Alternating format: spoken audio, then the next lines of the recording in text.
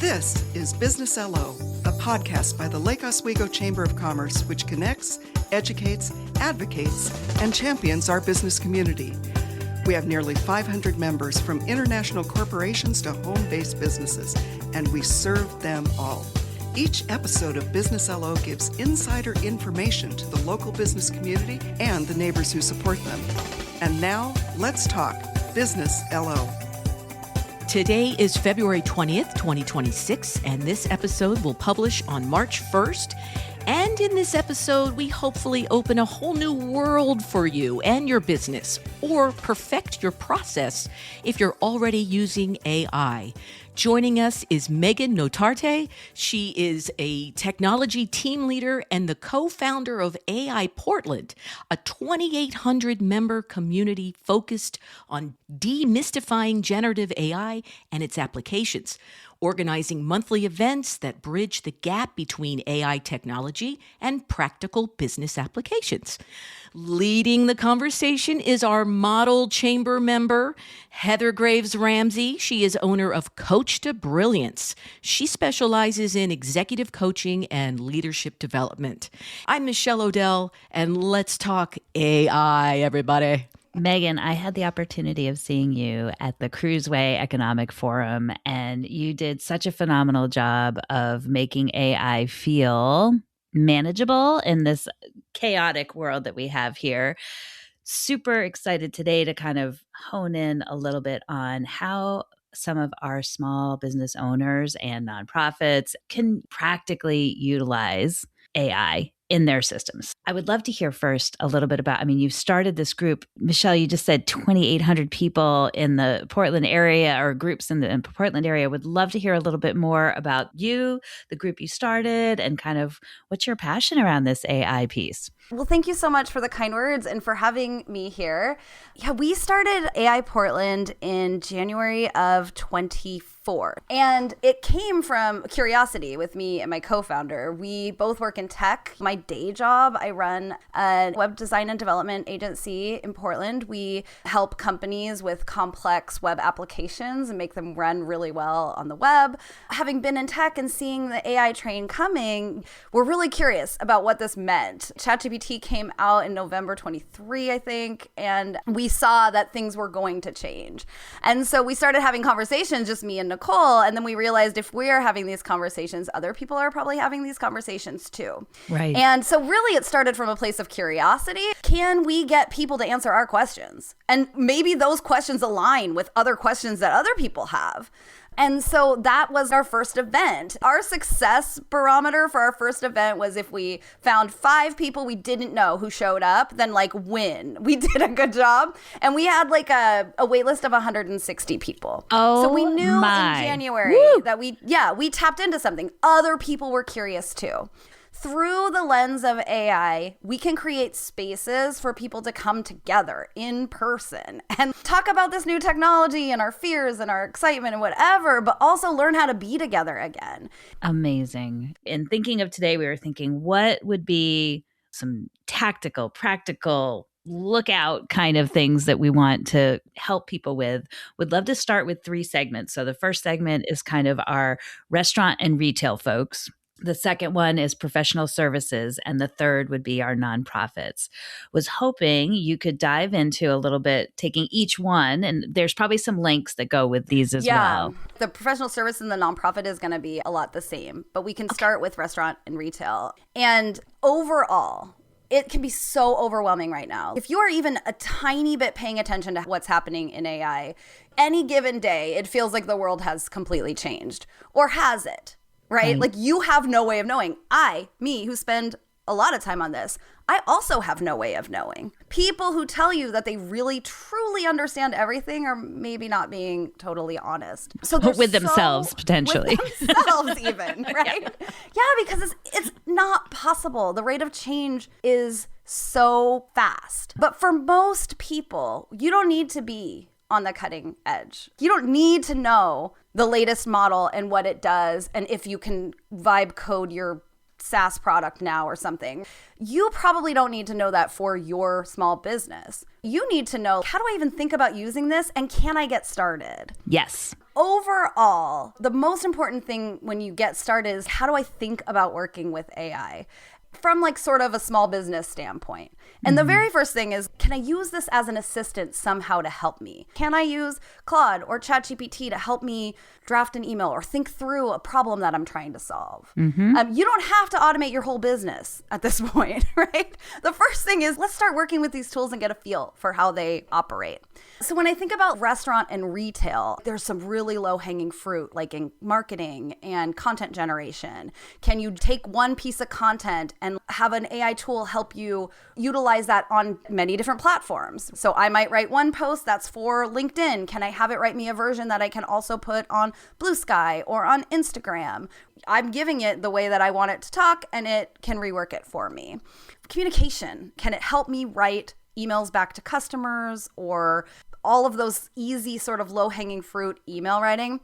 There's some things to think about when you start using AI for writing in general. How do I make sure that my brand voice is maintained? I see a lot of restaurants right now getting on the AI bandwagon. There's a part of me that's, yay, cool, like try this stuff out. We have to try it to know what's going to work. And then there's a part of me that's like, but don't give up your voice. Right? Yeah, right. We need you to maintain your brand identity in the excitement of, can AI do this thing for me? Also, does it sound like me? There's this concept of human in the loop, which I talk about all the time, which is in this automated world of AI, we have a responsibility to do our jobs as the humans in the loop. So in this circumstance, it's our job to read that output that we get for that marketing post or whatever. Does this sound like my business? Right. And there are techniques that you can use to help it maintain your voice. You can provide it writing samples. You can point it at your website and say, this is what I sound like. It should sound like this. Those little things can really help maintain that brand voice. Also, I'm seeing a lot of restaurants specifically with AI slop coming out. Are you familiar with the term AI slop? No, So this is new to me. it's like the output from AI that's just not very good. I'm seeing really cool, highly designed menus, for example. But if you look really closely, there's letters on there that don't make words. No one's really looked closely to make sure. And I think that does kind of go back to brand identity. Just because you can make a fancy designed menu that you put on your Instagram, is it enhancing your brand or not? Is it really consistent with the other things? Is it what you want your customers to see? So you're saying proofread. You're basically 100%. saying proofread. Read it out loud to yourself. And if it sounds like a robot, maybe it's time to, and that's when you go in and you tweak it and make it sound more like, okay. Imagine you hired a super educated but highly inexperienced intern or assistant or new employee. And they know everything about everything. They went to Harvard. They have studied everything, but they know nothing about your business. What would you tell them to make sure that when they take over your social media, what would you tell them? That same thing is what you want to tell your AI, like your chatbot assistant, ChatGPT, Claude. Those same instructions you can put in that project in Claude, for example, or ChatGPT, and it will remember that. It will refer to that. That mental model of thinking about it as an assistant can be really, really helpful. I think of it as my muse. It's going to give me some ideas. Very rarely do I ever actually take exactly what it says, but I'm saying, ooh, I kind of like that ring. And how can I take that ring and put it in here? What I'm wondering is, do I need to be doing the paid version of, let's say, a Claude or a ChatGPT versus just the one that's out there? Because I feel like I've been using the paid one recently, and it'll do like a section like, in your voice, this is how you sound. So it sounds like the paid version. I've just been trialing it out, but it sounds like that almost remembers your voice a little bit better, and they flag it for you. You're breathing. Yeah, your paid versions, like the $20 a month versions, are going to give you access to better models. So if you are feeling like your experience with ChatGPT or Claude, it's just not that great, you are probably using the free version and you don't have access to the better models. The paid versions you're going to get, it is worth it, especially if you're doing a lot more of this stuff, which we all are, right?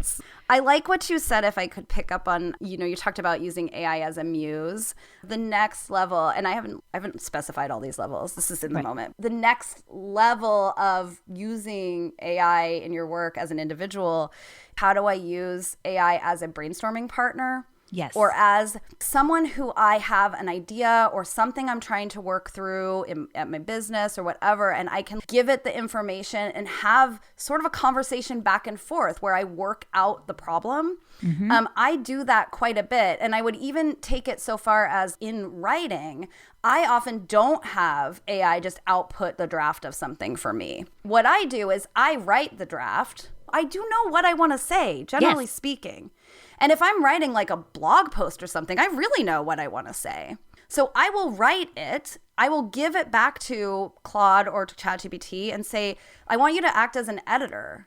Here's what I'm trying to accomplish with this piece. What feedback would you give me? I have recently had to write a bunch of essays, which is not a thing I have to do very often, but I found myself in this place.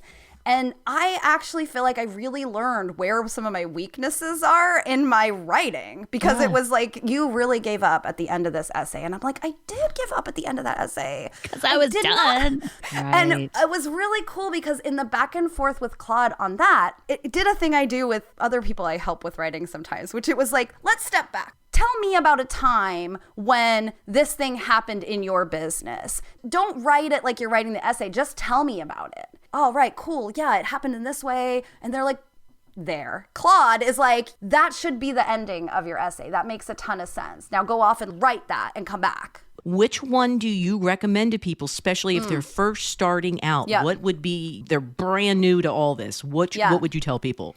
The one that you already have access to. So if you are at work, your business has Google Workspace, so you have Gemini for free, start with Gemini. You already have it.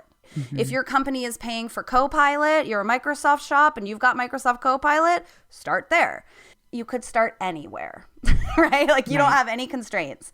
It's helpful to a little bit know what they offer and how the companies work. Some people might find that they align with Anthropic's values more than OpenAI's values. So Anthropic makes Claude, OpenAI makes ChatGPT.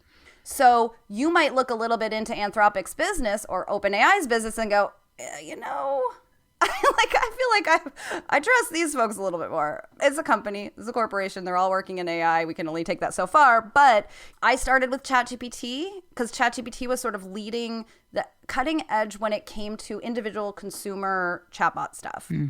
In the last 2 weeks, I've been transitioning to using Claude as my primary like day-to-day kind of assistant, because I do align better with Anthropic's values.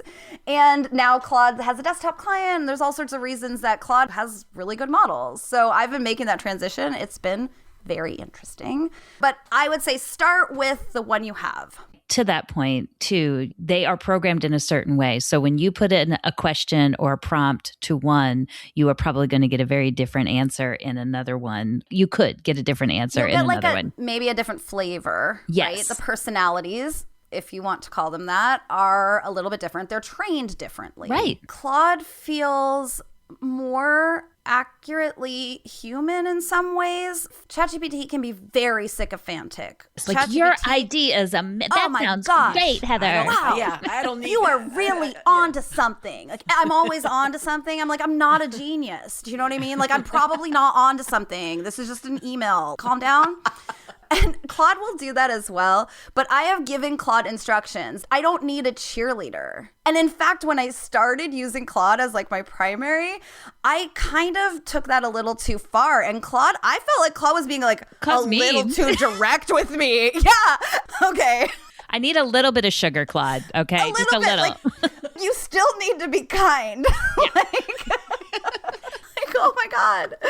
I mean, there is something to be said for these computers we are now interacting with. If they are the kids say, if they are glazing me too much, maybe it feels good, but that actually is not good for me. It's not actually good. But I want you to be like a trusted friend. I expect my friends to push back when I have an idea and it's bad. Stop wasting your time, or you've talked about this for 10 years. Don't do it, or whatever. Right. That has been a very funny experience. I think I've tuned it better. So restaurant retail, things that Yeah. they're using it for practically. Marketing, maybe a flyer, menus, maybe events. What are some Yeah. creative events that I could do? And here's who we are and here's what we believe in. And who might we partner with to put on those 100%. events? That kind of thing. Yeah. Or could you put together a timeline of when should I do an event like that? Should I do a Super Bowl promotion or whatever? Or does it make more sense to do something right afterwards? Like, what would be your advice on that?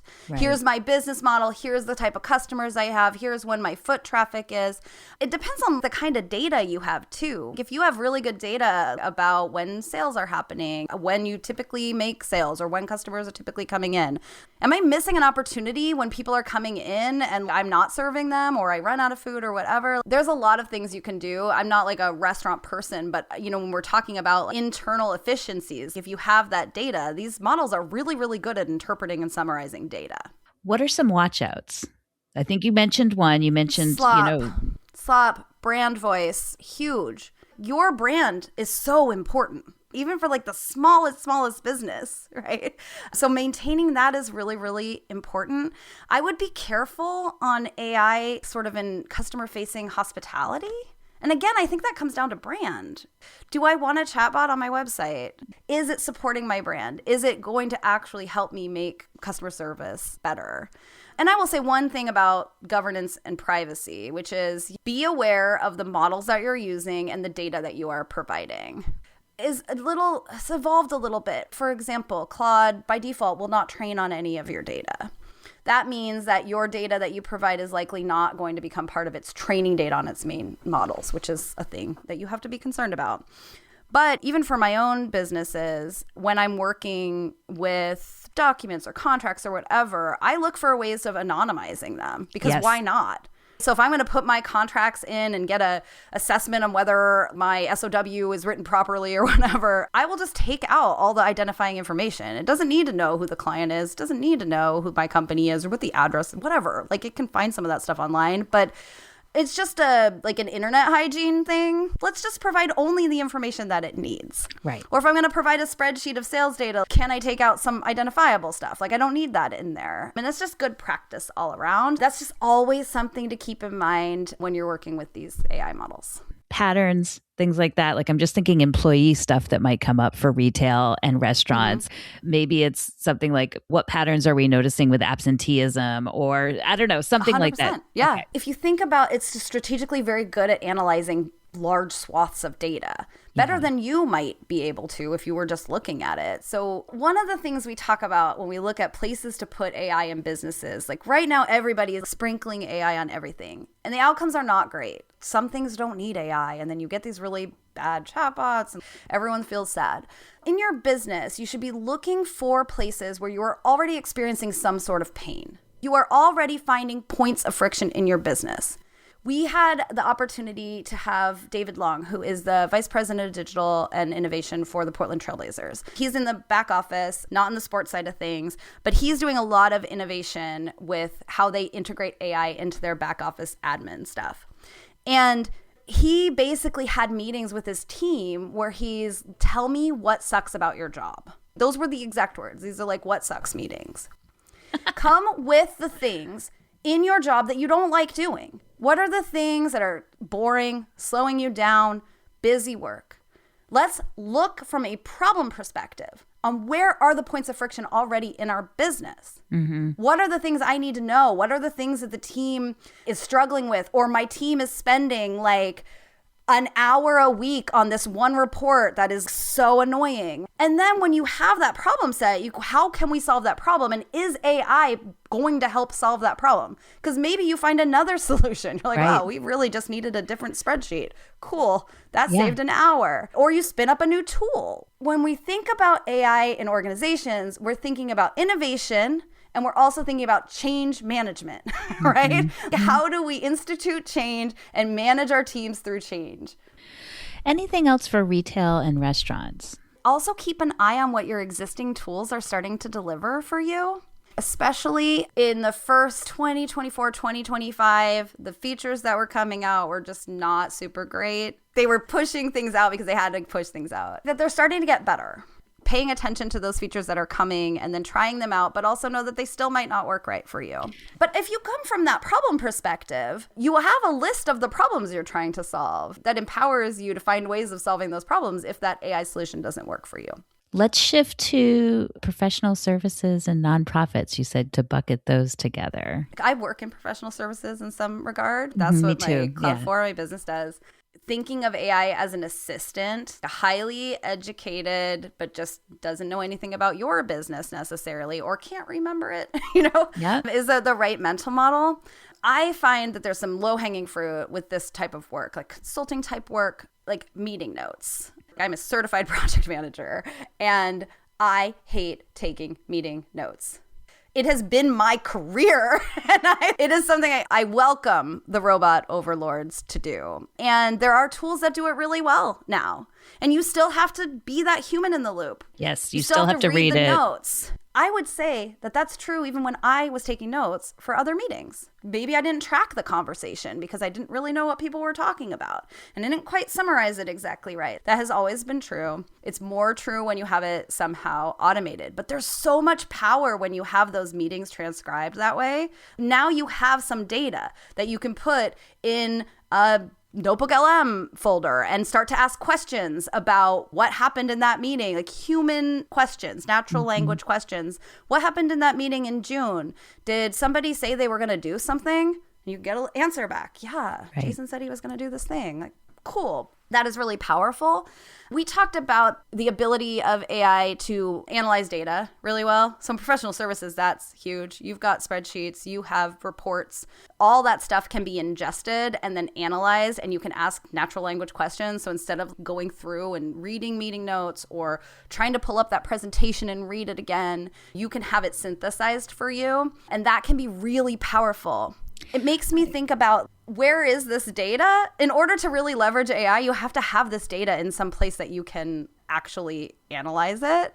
If you do, if you've got your Google Drive with all of your folders and all of your files and everything, it becomes really, really powerful. An example of that is a group came to me and they said, hey, we took all of our exit interviews and took out the names, took all the exit interviews, put it into AI, and then came out with, here are the 3 themes that we know, Heather, we want you to work on. And it was just brilliant. Yeah. This was about a year ago, just amazing to think of it in that way. And even with 360s, I used to spend hours reviewing all the 360 stuff. Now, again, having to take out people's names, having to take out the company, anything that's identifiable, but really does help and say, okay, so out of the feedback that we got here are the 4 to 5. Sometimes it gives themes a little too long. It really does help out with ideas like that. So, and it does it in moments, things that would have taken me hours. It really like the synthesizing that data. We've done a similar thing. We did an event just for other meetup organizers because we wanted to bring people together so that people could start to connect within the ecosystem, because we talked about community early on. AI Portland isn't the only community doing cool things. We need to know who's doing cool things and be able to support each other, and that is good for everybody. But we had people fill out a survey of what things they were struggling with and what things they could help with. And so it was really handy. This is just people writing their thoughts. I don't know. Our brains, I get tired. Yeah, exactly. We get tired, or we remember the last thing that somebody said, or we remember the thing that we related to, not necessarily what they were saying over and over again. Or I knew they were all going to say this, and then they all said that. And being able to put that in and say, what are the top 5 themes here? As a good human in the loop, I will go back. Does that resonate? Really? If it came up with one that I was surprised by, was that in there? Or I can ask it, where did you find that in the data? Show me how you came up with that. We talk about maybe even analyzing customer service feedback. You're getting customer service feedback. You can take that really far. What do you do with that? You could even create an automation that drafts an email, does not send an email, drafts a reply. And you could really train that to draft the kind of reply. That is a more complex automation, but it is possible. Right. But even as a first step, what are my customers saying? And what are the themes that we're seeing? If you're doing research in a professional services context, it's a whole new world now. You can do university level research with the tools that are available to you. And it can be really powerful. So I'm remembering something from and this might have been a long time ago, I know, in quotes, a long AI time ago. Yeah, exactly, a month ago. That it was making up stuff, or it wasn't really, so is that still a watch out for people who are So absolutely. The hallucinations are less, but they're not gone. So humans in the loop, we've got to look at things. When something is so critical, it's a piece of data that you are basing your entire thesis on, you need to go find where it got it from. Okay. A lot of these tools are providing citations now, which is helpful. Some of those citations is just making up. We hear about this all the time in like legal field, whatever. Yes. You have to click through and go like, does that citation actually say the thing that it is saying? I mean, imagine that you gave it to that new hire we talked about earlier. Super smart, doesn't necessarily know what you want.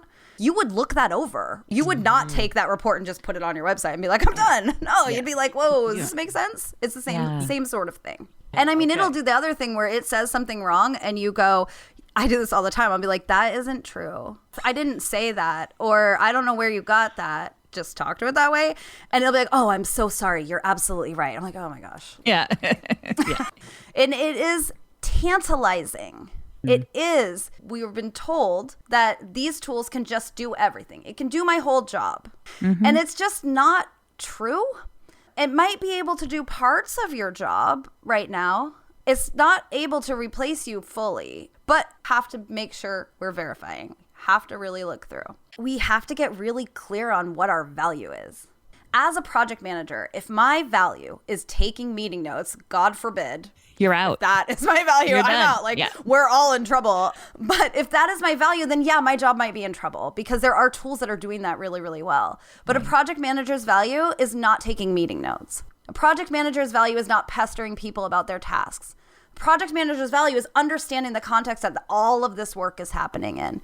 Understanding when it's time to ask that person, hey, what's going on? Or maybe I'm going to give them another day because they seem really stressed out and they're working really hard. So for every industry, what we're seeing is there is an impact. Like you're saying, there is an ability for this technology to do some of the tasks that I do. Our job is a series of tasks. Some of them, and maybe I don't even like doing them. My value is providing this strategic direction or the context for the project or that really important thinking, accounting. One of my good friends is an accountant, and maybe AI can like put the things in the boxes, but she understands what the client is looking for and what their business really is about.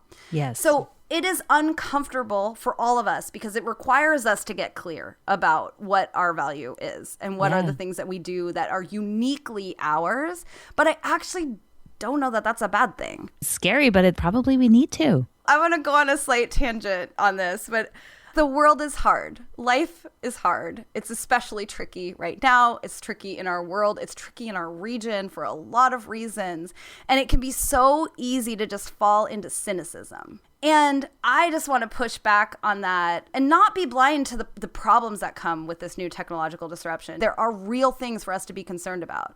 But if we are only cynical, first of all, we miss those opportunities to innovate and do cool things and maybe get to focus on the things we really want to focus on.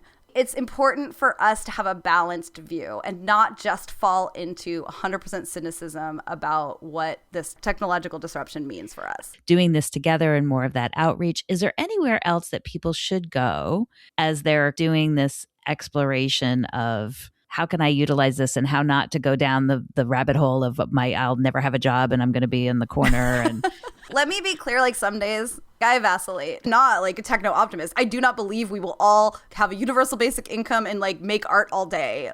I don't know. It's capitalism. But I don't think it's helpful to live in either one of those extremes. Right. So there are so many resources. It can be so hard to know what to believe out there. I mean, at first I will hype our local communities. There are communities that are having these conversations. So if you're a business owner, maybe you're part of the chamber or something like that, like those are great places to go. There are communities in and around Portland that focus on e-commerce. Those groups are all grappling with this. And it's so important, I've said this a million times, for us to come together and like talk about those things. If you're really trying to figure out how to think about AI, there's a book I like to recommend. It's called Co-Intelligence by Ethan Mollick. He's a professor at the Wharton School. He is also a good follow. I don't know how he does it, but he writes about AI multiple times a day, all the time. But he uses AI. Yeah, 100%. He totally does.